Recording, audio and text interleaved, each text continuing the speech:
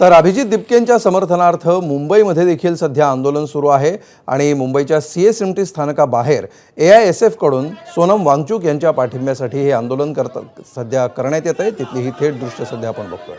पोलिसांनी काही आंदोलकांना ताब्यात घेण्याचा प्रयत्न केलाय आणि आंदोलकांना पोलीस व्हॅनमध्ये चढवलं जात आहे। दिल्लीमध्ये ज्या वेगवान घडामोडी घडतायत त्याचे पडसाद आता मुंबईमध्ये देखील उमटताना दिसतायत। मुंबईतल्या छत्रपती शिवाजी महाराज टर्मिनस स्थानकाच्या परिसरामध्ये AISF कडून सोनम वांगचुक यांच्या पाठिंब्यासाठी हे आंदोलन सुरू आहे आणि आंदोलकांची पोलिसांनी अशा प्रकारे धरपकड सुरू केली आहे।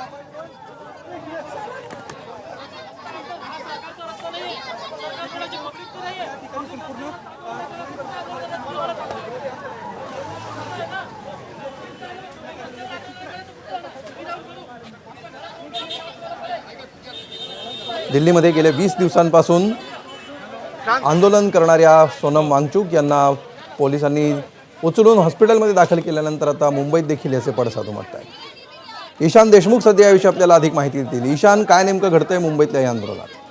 अमोल, नक्कीच आपण पाहिलं असेल आज दिल्लीमध्ये ज्या घडामोडी घडल्या आहेत त्यानंतर कुठेतरी आता मुंबईमध्ये याचे पडसाद उमटताना आपल्याला पाहायला मिळतंय। अनेक ठिकाणी मोठ्या प्रमाणावरती आंदोलन होताना आपल्याला पाहायला मिळतंय।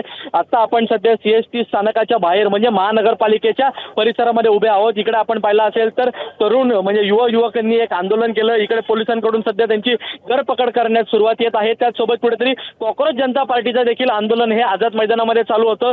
त्यामधले देखील काही जे सदस्य आहेत ते इकडे उपस्थित झाले आणि त्यानंतर कुठेतरी आपण बघू शकतो आता पोलिसांकडून संपूर्णपणे यांना पकडण्याचं काम केलं जातंय। दुसरीकडे AISF या संघटनेकडून देखील इकडे आंदोलन करण्यात आलंय। मोठ्या प्रमाणावरती इकडे आंदोलक हे जमले होते, त्यांना आता पोलिसांकडून पकडण्यात येते। तर दुसऱ्या बाजूला राष्ट्रवादीकडून देखील मंत्रालय परिसरामध्ये आंदोलन करण्यात येत होतं, त्यांना देखील पकडण्यात आले। त्या ठिकाणी देखील आज दिल्लीमधल्या ज्या घडामोडी घडल्या आहेत मग सोनम वांगचुक यांना आपण पाहिलं असेल कशा प्रकारे घेऊन गेले, त्यानंतर अभिजित दिपकेवरती साईफेक झाली, त्या सगळ्या गोष्टींवरती आता पडसाद हे मुंबईमध्ये उमटताना आपल्याला पाहायला मिळते। सध्या पोलिसांकडून जागोजागी मोठ्या प्रमाणावरती बंदोबस्त हा करण्यात आला आहे। मग तो मंत्रालय परिसर असेल, महानगरपालिका प्रशासनच्या ठिकाणी इमारतीच्या बाहेर देखील संपूर्णपणे आता यंत्रणा ही तैनात निश्चितपणे दिल्लीतल्या आंदोलनाचे पडसाद आता मुंबईतही उमटायला सुरुवात झाली आहे। धन्यवाद ईशान या सविस्तर माहितीबद्दल।